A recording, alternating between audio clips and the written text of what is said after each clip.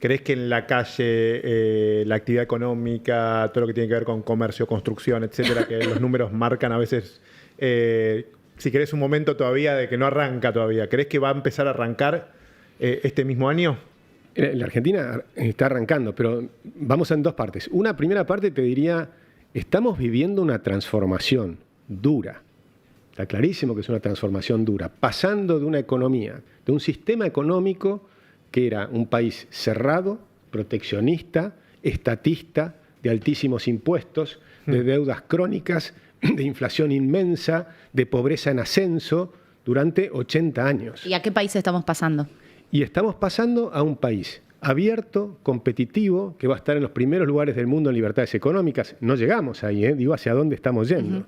Un país que va a tener muchos menores impuestos, un país que necesita todavía la reforma fiscal y un montón de cosas, pero completamente diferente. Un país con una industria productiva en lugar de una industria protegida. O sea, un país con industria. Estamos pasando. Pero sin duda, pero ojo, industria moderna. Recordemos que la industria moderna, por ejemplo, se produce con robots, con poco empleo. Estados Unidos, todo el empleo industrial en Estados Unidos es el 8%. En los países más industrializados es un poco más. China sí, porque China ha permanecido siendo, digamos, el que más industria produce en proporción de su PBI. Pero lo que antes era la industria, hoy son los servicios, no es la industria. La industria reemplazó al campo, hace 100 años atrás. La gente trabajaba en el campo, se mecaniza el campo, entran las maquinarias, en vez de tener 100 personas cosechando, agachándose, rompiéndose el lomo, ¿no? Y con una hoz cortando el trigo, entra una persona con una máquina y no solo lo corta, sino que además tiene una computadora que lo conecta con el satélite y después le permite a la sembradora saber dónde tiene que poner cada pedacito de fertilizante, etc. Es otro modelo. Poca gente, altísima productividad en el campo. Se pasa a la industria y ese mismo proceso viene ocurriendo ya desde hace años, que se va achicando la cantidad de gente que trabaja en la industria porque es mucho más eficiente, mucho más robots, mucho más productiva, y lo que crece y se expande son los servicios. Ahora, volviendo a la pregunta de Sebastián, este país que vos decís que estamos yendo, ¿es un país mejor, sí, una industria con menos trabajo? Eso es hacia dónde vamos.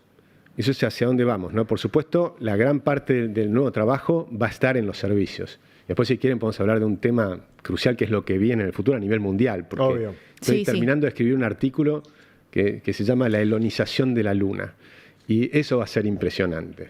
Pero si me dan después un ratito, no sé cuánto tiempo tenemos. No, me interesa. No. Pero vamos a esto, ¿a cuándo se va a sentir la recuperación? O si crees que va a ser... Sí, porque me parece que es un poco la gente que se queda sin trabajo o no le alcanza el sueldo. No quiero esquivar de ninguna manera la pregunta, porque me parece que da al momento actual.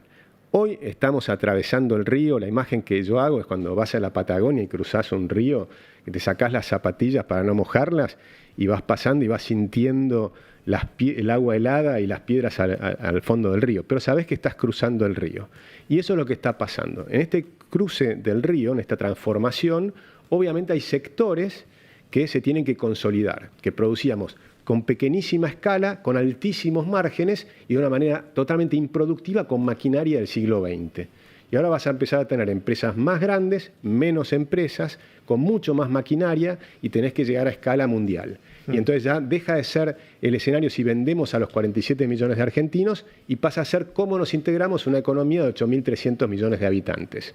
Ese proceso no es fácil y no es igual para todos los sectores. El sector textil está re complicado, por ejemplo, ¿no? Ahora, cuando hablamos de la construcción que vos mencionabas recién, es distinto. La construcción tiene otro problema, tiene la falta de crédito. La construcción está totalmente atada al crédito. Y el crédito está atado a eliminar la inflación primero, bajar las tasas de interés después, expandir el crédito a largo plazo y entonces la cuota del alquiler se te acerca a la cuota de la hipoteca. Y ahí viene el boom de la construcción y va a venir en Argentina. Pero va a llevar varios años, no va a venir inmediatamente. Y la construcción es sí una fuente importante de empleo. O sea, eso va a venir, pero no va a venir ya, lamentablemente, me encantaría, pero no va a ocurrir. Se complementa con la construcción pública, en menor medida, siempre es más chiquita, pero se complementa con eso que estaba muy frenada, porque lo primero que hizo Milei fue bajar a cero la construcción de la obra pública, estatal, y pasarla a ser privada. Pero para hacerla privada había que hacer las licitaciones. Recién ahora estamos, bueno, se hizo el año pasado algunas, pero recién ahora estamos empezando a completar los procedimientos para crear 1.900 rutas nuevas. Es decir, o mejor dicho, reconstruir 1.900 kilómetros de rutas que están hechas torta las rutas. Es una deuda pendiente de todos los gobiernos. Sí, y eso va a ser positivo porque cuando empezás a reconstruir eso también vas a ver más máquinas en la ruta, vamos a empezar a ver, eso también es parte del empleo y demás. Esos son sectores que son los que están rezagados. El comercio y la venta minorista, los restaurantes y todo eso que estaba muy frenado en Argentina, ¿por qué se frenó? Se frenó porque el año pasado tuvimos un shock tremendo político. Primero el Congreso en contra del Ejecutivo, que al principio había estado bien porque sacaron la ley bases, hicieron avances, pero lamentablemente el año pasado votaron 30 leyes en contra del Ejecutivo. Eso provocó, se triplicó el riesgo país. Y después de triplicarse el riesgo país, por supuesto, hubo una fuga fenomenal de pesos al dólar. Mucha gente sacó sus pesos, compró dólar, y eso provocó, imagínate, el 50% de los pesos de la economía, medidos por M2, se fue al dólar. Cualquier país que le pasa eso, se detiene la economía. ¿Qué pasó en Argentina? Las tasas de interés volaron a más del 70%, ni que hablar las tasas de la tarjeta de crédito, volaron. Entonces, por supuesto, si vos tenías una tarjeta de crédito que venías acumulando cuotas, pues comprabas electrodomésticos en 12 cuotas, en 24 cuotas, de pronto las tasas volaron y decís, esta cuenta no la puedo pagar. Entonces, ¿qué haces? Bajas tu consumo. Necesariamente bajas tu consumo. Pero yo voy a decir que son todos errores externos, digamos, son todos... el riesgo Cuca está diciendo, básicamente. Bueno, no, pero está diciendo si el Congreso, que primero votó bien y después votó mal, porque votó primero la ley bases y después votó estas leyes, no sé, recomposición de emergencia pediátrica, emergencia universitaria, emergencia, no me está faltando, en discapacidad. La pregunta ahí es si no hubo errores propios, digamos, o fueron todos... Yo no creo yo no creo en ninguna manera que la gente es perfecta, que nuestros políticos son perfectos. Eso no existe. Eso no existe en ningún lado. Vos tenés, por supuesto, se cometen errores. En la fundación nuestra, Aldo Abraham permanentemente estaba mostrando los problemas de cómo manejan la política monetaria, etcétera. Podés tener algunas diferencias. Yo soy un dolarizador, a mí me hubiera encantado dolarizar desde el inicio con el plan de Emilio Campo. Algunos creen que eso no era posible, el propio Milei cree que eso no era posible. ¿Para vos Milei pifió con no llevar al país a la dolarización? A ver, ¿cómo te explico? Yo veo lo que han hecho acá, lo que recibió el presidente Milei, y la verdad es que lo único que puedo hacer es aplaudir, porque yo no sé si lo hubiera hecho mejor yo.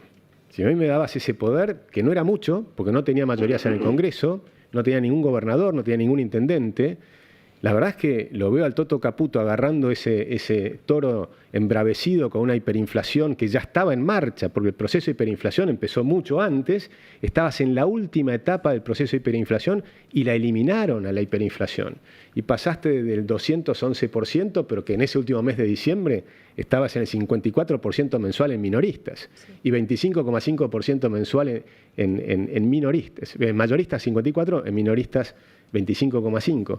Eso era una hiperinflación, era la fuga, era la muerte del peso, era la fuga de los pesos a una velocidad inusitada. Eso lo abortaron.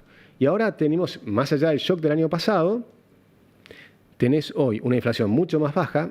Acabamos de sacar nuestro índice de abril. ¿Qué les dio? Nos dio 2,4%. Igual que Equilibra. Es decir, que eso, y cayó mucho la última semana. Y esto a pesar de que continúa la guerra, recordemos en Irán. Que no termina. Que lamentablemente no termina, o sea, está ahora en una especie de tregua o semitregua, pero... Pero volviendo a la dólar, perdón, para no desviarnos y terminar la pregunta de dolarización, lo que vos decís, te hubiese gustado, pero con cómo agarró el país Milei era difícil. Era difícil, por supuesto, era complejo, además necesitabas leyes también, estaba involucrado el FGS, que es el Fondo de Garantía de Sustentabilidad y demás, que probablemente no te iban a dar los votos, o sea, una cosa es, por eso, en la planilla de Excel, escribir es facilísimo, o en la planilla de papel. En la práctica, tomar el gobierno es sentarte arriba de un toro embravecido y decirle al ministro, che, ¿por qué no apretás mejor las rodillas? Claro. Entonces, yo lo que digo es, yo miro lo que ocurrió hasta acá y es espectacular. ¿Estamos en la dirección correcta? ¿Cómo mido que estamos en la dirección correcta?